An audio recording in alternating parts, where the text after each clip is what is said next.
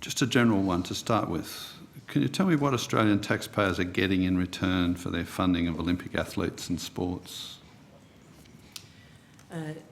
The funding of high-performance sport in this country is really critical to ensure that every young Australian in this country has the inspiration or aspiration to strive to represent their country. Without that investment, that would not happen. So the return on that investment is in international reputation, our country competing with every other country in the world on the Olympic stage. I think that's really critical. And we do, as a country, do very well on the international stage. And we've seen that recently at the Winter Olympics. We have an opportunity from an economic perspective around the investment in high-performance sport to create roles or jobs in science, in medicine, in coaching, high-performance directors. So it's an industry that's contributing billions of dollars to the Australian economy. So I think that's really a really wonderful contribution to the Australian community. Do you have the funding for the Olympic program? Yes. Has a specific cost to Yes, taxpayers, and so you talked in general terms about what you think the value of that is. Do you have any objective measures of it? Do you, for instance, look at TV ratings or medals or something like that? There's a range of measures that we think are important, and medals are one of those things. We invest, we want to win. That's really very important, but it's also very important to celebrate the success of Australia in other ways, and I think that's been seen probably very strongly in this past Winter Olympics, where we did win 3 medals, but the most significant moments, they were very significant, I shouldn't underestimate those, but the significant moments for me when athletes like Scotty James stood on the podium and talked about what it meant to his community, and we all saw in the media him return to his primary school in Warrandyte and celebrate with hundreds of school children. I think they're the things that we must not lose sight of, that this is about our community and how we engage them. And I look, the reality is I believe it lifts their spirits. Now, not everyone is as close to sport as I am, but I see that as really important about being an Australian. All right. So, again, thinking in terms of what taxpayers are getting, has the return from recent Olympics gone up or down? It's a good question. And look, I think that the Winter Olympic team, well, I know the Winter Olympic team matched previous performances, but the exciting thing for us is the future, because a lot of the athletes that were in the team are very young, and as a country that doesn't have much snow, I think more snow than Switzerland. Is it true? I don't know, Senator. I'd have to take that on notice. So, look, yes, we do measure that, and certainly the Winter Institute, which is also supported by the AAC, it uses their investment very wisely. They're very strategic and careful about where those funds are used. And so for me, our measures, and we'll be evaluating with them whether they are satisfied with their outcomes. Do you think the return to taxpayers from Summer Olympics exceeds the return from the Winter Olympics? I think we should look at them as one and the same. They are major global events where Australia is represented, and for me, the comparison in investment, Winter Olympics and the sports that are part of that organisation receive levels of funding that are very similar to other sports that perform at that level. So it's we have a formula that we use that is dependent on the expected performances, but also the needs of that sport to deliver on their outcomes. So I don't think you can compare a Summer to Winter Olympics. The only thing I would say about Winter Olympics is that these are athletes that are jumping 3 stories in the air and hopefully landing on their feet. And so the contribution and the the commitment they make to their sport seems extraordinary in terms of the risk that they take.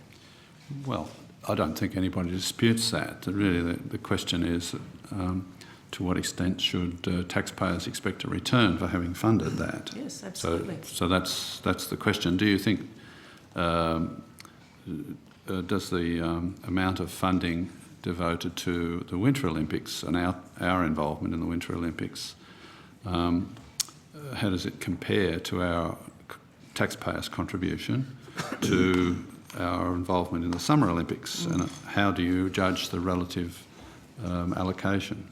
It's very difficult because the comparison, there's over 400 athletes in the Summer Olympics and less than, I can't recall the number, but I can take that on notice, but around 34, 35 athletes in Winter Olympics. Is the funding relative to the number of athletes? Yes, it is comparative.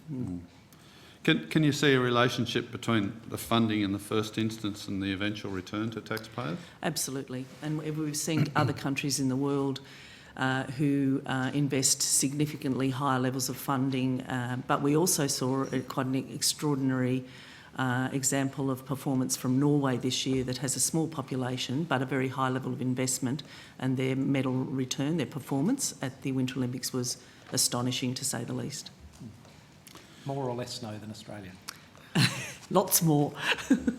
Yes, they've got a lot more medals anyway. So if you consider return to taxpayers in terms of medals, there's certainly something tangible there. There's no question about it.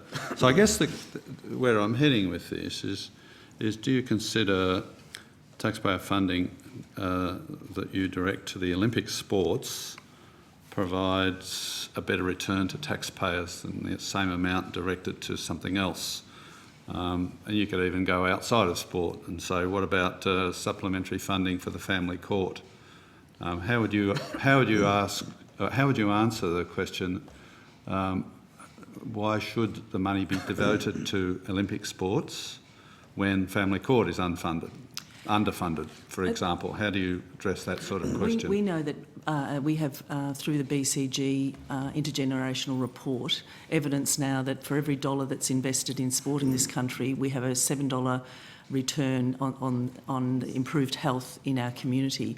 And you can't separate high performance sport from participation. There's a continuum, and you need a really large pool of participation at the lower end, and everyone, like in the arts, in music, in painting, we want Australians to be able to aspire to be the best, and the best not only in Australia but in the world. So it's an investment in the system, and separating out and comparing or to other investments. You scare the hell out of me when you say things like it's an investment in the system. Senator, can I add to that? I mean, when you look at the role of sport in both the economy and the community, you're looking at sport accounting for approximately 2% of GDP. You're looking at an import of about $13 billion per annum in sport, not only just through jobs, but volunteer organisation, community cohesion. So there are a lot of investments and a lot of benefits that come out of sport. So the focus just on the high performance end, which is probably only a small element of government funding, I think we need to look at that broader picture around the contribution of sport to our economy. That's a valid point, and my questions were directed at the Olympic sports in particular, and what taxpayer return there is for its investment in that field specifically. So that's where I was aiming. It's a relatively small number of people. That's a relatively large amount of money considering the number of individuals involved. And yes, we're all very pleased when someone wins a medal, but could the money be better directed somewhere else? And we could do without the feel-goods is my question. Perhaps I could just assist without Berlin. This would be good. Senator, but the investment in elite athletes, as we indicated, it's a very large base at the bottom, but it's the recognition about many people are inspired to join in this activity. If this activity provides a 7% increase in health benefits, there is a corresponding financial indicator to that. I don't have to hand no doubt that translation, but that 7% increase in health benefits, you know, that has an enormous amount of funds that are available to other matters like the High Court and other things. So there is a direct correlation. I know we've talked about a percentage benefit in health, and I'm not familiar enough with this area to have made a direct correlation financially, but I'm sure it exists, Senator. Last question, Senator Leyonhjelm. Yeah. So, the argument that health is sport is good for you, and if you engage in sport, you're likely to be more healthy, and therefore cost taxpayers less in terms of demands on the health system. I have no problem with that. My questions were specifically at the Olympic level.